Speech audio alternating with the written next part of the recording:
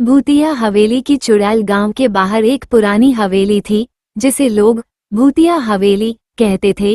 वहां के बुजुर्गों का कहना था कि कई साल पहले वहां एक अमीर जमींदार अपनी पत्नी रत्ना के साथ रहता था।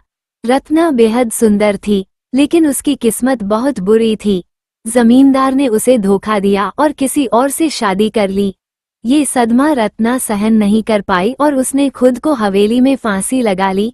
तब से उसकी आत्मा हवेली में भटक रही थी। हवेली का रहस्य, गांव के लोग शाम होते ही हवेली के पास जाने से डरते थे। रात में वहां से अजीबोगरीब आवाजें आती, कभी हंसी, कभी रोने की, तो कभी किसी के पैरों की आवाजें। कुछ बहादुर लोगों ने वहां जाने की कोशिश की, लेकिन या तो वे पागल हो गए या फिर कभी लौटे ही नहीं। एक दिन गांव में एक नया आदमी आया जिसका नाम अर्जुन था। वह भूत प्रेत की कहानियों पर विश्वास नहीं करता था। जब उसे हवेली की कहानी पता चली तो उसने तय किया कि वह वहां जाकर सच्चाई का पता लगाएगा। अर्जुन की हिम्मत। अर्जुन आधी रात को एक मशाल लेकर हवेली में गया।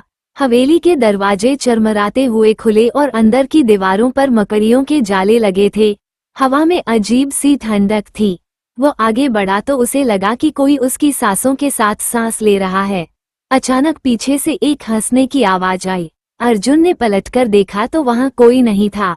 अचानक एक खिड़की अपने आप खुली और ठंडी हवा का झोंका आया। अर्जुन का शरीर कांपने लगा, लेकिन उसने हिम्मत नहीं हारी। तभी उसे सीढ़ियों पर सफेद साड़ी पहने एक औरत दिखी। उसका चेहरा धुंधला था, लेकिन उसकी लाल आंखें चमक रही थीं। तुम कौन हो? अर्जुन ने हिम्मत जुटाकर पूछा। औरत मुस्कुराई और धीरे धीरे उसकी ओर बढ़ने लगी। उसकी चाल किसी इंसान जैसी नहीं थी, वह हवा में तैर रही थी। अर्जुन ने देखा कि उसके पैर उल्टे थे। अब उसे समझ आ गया कि यह वही चुड़ैल थी जिसकी कहानियां गांव वाले सुनाते थे। रहस्य का खुलासा। अर्जुन ने हनुमान चालीसा की कुछ पंक्तियां पढ़नी शुरू कर दी। जैसे ही वह पढ़ने लगा, चुड़ैल की चीखें हवेली में गूंजने लगीं। उसने अर्जुन से कहा, रुको, मुझे शांति चाहिए। अर्जुन ने हिम्मत करके पूछा, तुम यहाँ क्यों भटक रही हो? रत्ना की आत्मा ने रोते हुए बताया कि उसे उसके पति ने धोखा दिया था और उसकी आत्मा को शांति नहीं मिल रही थी। अर्जुन ने गांव के पुजारियों को बुलाया और उन्होंने मिलकर रत्ना की आत्मा की शांति के लिए हवन किया। कुछ देर बाद हवेली की हवा बदल गई। अब वहां से किसी भी तरह की डरावनी आवाजें नहीं आ रही थीं। गांव वालों ने राहत की सांस ली और अर्जुन उनकी नजरों में हीरो बन गया।